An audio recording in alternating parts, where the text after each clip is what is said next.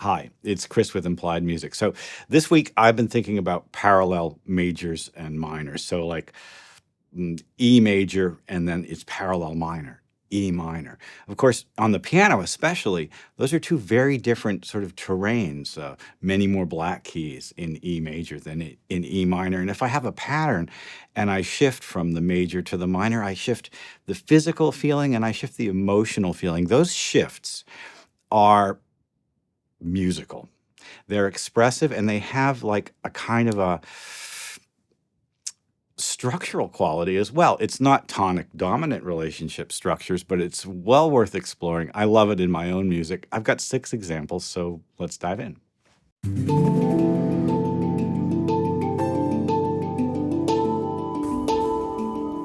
I think we should start with a little review. And for those of you that, kind of know the major scale already, this might be boring. The major scale consists of 7 steps, whole, whole, half, whole, whole, whole, half. But I can change that. And when I do, the natural minor scale shifts 3 of those tones down a half step. The E becomes E flat. The A and B become A flat and B flat. And so the color of the scale changes at some level, and also, I guess we could say the function of it will change as well. In any given ordinary chord progression, some chords will feel like they want a minor scale, while other chords want a certain kind of major scale. Here I played the D Dorian, a minor type of scale, and then the F Lydian, sort of a type of major scale, major third, minor third. Well, when I'm fiddling around with patterns like this pattern here in C, and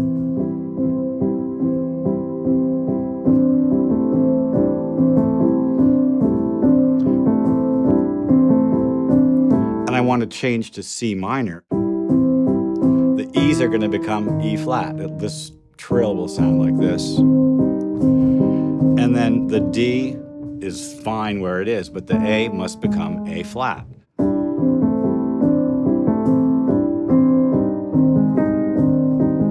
Pretty.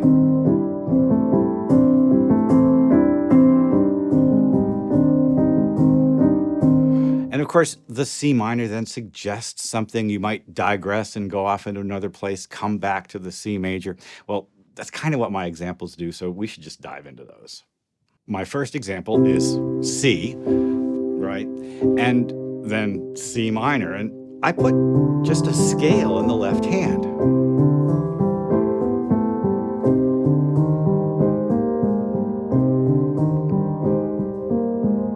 And for me, it's about the repetition of the figures,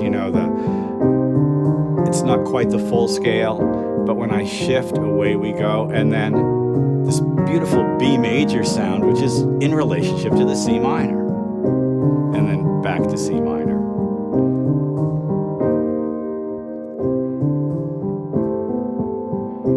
It's a relief to hear the C major. And then that moment of darkness. Why does the B major relate to C? Well, here I am in C. And if I turn that C into C minor, I get this note right here. Now watch this note. It's a E flat on the screen, but it'll become the major third of a B major chord if I, make it so to speak. So I've got this sound, C major, C minor, beautifully, B major. Isn't that gorgeous? I've shifted down a half step from C, but I've managed to make the B sound bright by using a passing chord, the C minor. Parallel majors and minors. Let's go to their next example. That's D major, but let's make it D minor 7 and then G7, a 2-5. So the D major becomes D minor 7, it's a 2-5, and now I'm in C. And I'm going to do the same thing. C minor 7, F7, and now I'm in B flat major. B flat minor, E flat, and then a little turnaround, E minor 7, A7 to take us back to where we started. This has a Studio Ghibli vibe for me. It just feels like, I don't know, it's sort of jazzy, but it's also just emotional. There are examples of this type of chord progression in a couple of Miles Davis tunes. Solar comes to mind, Tune Up, and it's a kind of a nice effect. This major D, D minor 7, G7 goes to C. Now if I want to continue down, C minor 7, F7 goes to B flat. I could keep doing that all day if I had a long enough piano. Right? It goes on and on.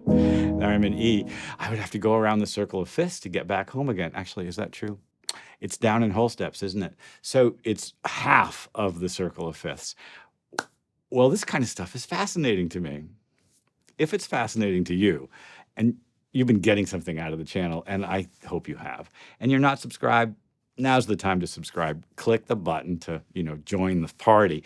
And let me know what you're thinking. What are you working on? Any questions you might have, like the video. That's important for the life of the channel as well. Okay, let's continue. I've got a few more examples to play. Okay, this one is an interlocking hands pattern, and I'll show it in detail in a second. But there's a kind of a G scale and then another hand over the top. And this is G major. And then we have to shift notes to get into G minor.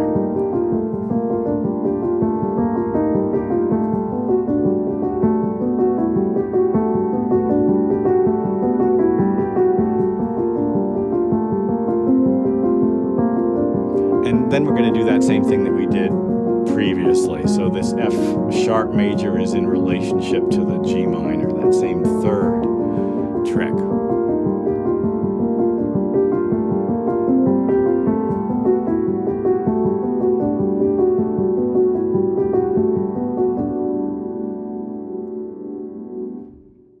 All right, so I set up my phone, and I'm just going to kind of look at what this hand is doing. I'm playing a G arpeggio, a G9 arpeggio with the ninth on the bottom. And then the right hand comes in over the top. And so the two hands together create a pretty dense texture. And I might move this finger here up to the E and then back down again.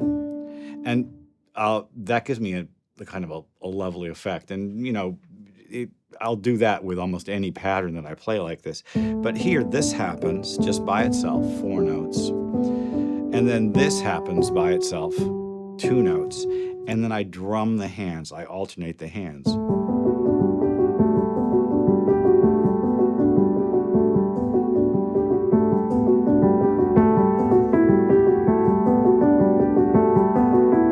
It's a beautiful sound like rain. And then if that's going to become minor, then I've got to take the B to B flat. And I'm going to take the F sharp to F natural. So now the pattern sounds like. And then maybe the left hand plays the E flat instead of the D. Let's go back to G major.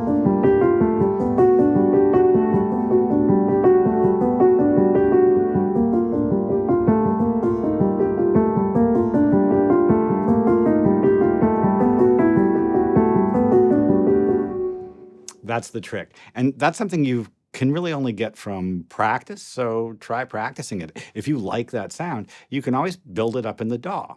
One channel, just one of the hands, the other channel, a second hand, and then if you want to do them right on the click, then just offset them by an 8th note, and you'll get this kind of alternating, shimmering sound. It's a great effect. Okay, going on, this is kind of a polychord concept, a simple E minor 7, and then the extensions of the E minor 7 in the right hand, kind of played at the same time. It's like an arpeggio.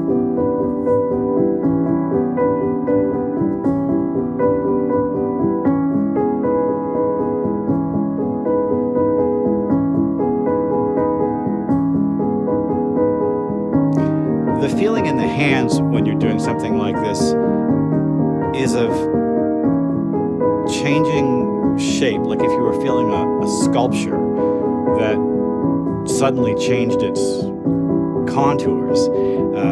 Fingers have to be higher or lower, a little further in, a little further out. It's challenging for a pianist, interesting in interesting ways. It just sounds so lovely as well. Okay, so going on, look at these pairings. Here's A minor 7 and F minor 7 paired with A major 7 and F major 7. This came to me in a dream. This kind of strongly dissonant chromatic descent off the A.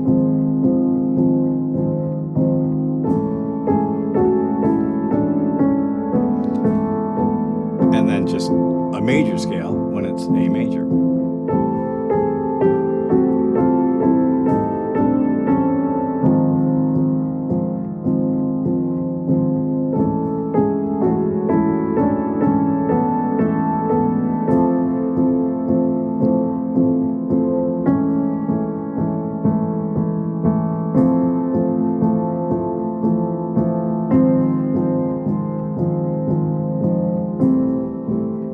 So it's a kind of a system of parallel majors and minors.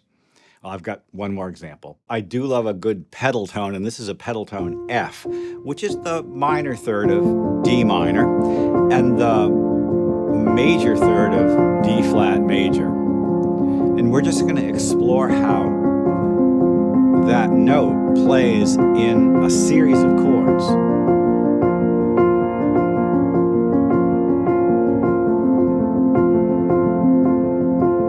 It's a different kind of parallel major and minor.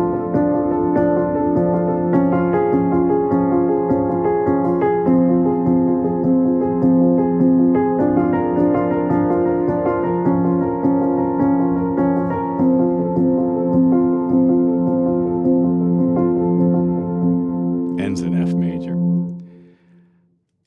Listen, I hope this has been interesting. I'm a big fan of the parallel major and minor sonorities, the sounds of it. But it's not just the sound. I get a kick out of the feeling my hands get when I have to do it. And if you're a pianist, this kind of challenge is useful, not just, for playing this type of music, but it comes up a ton in late classical and romantic music as well.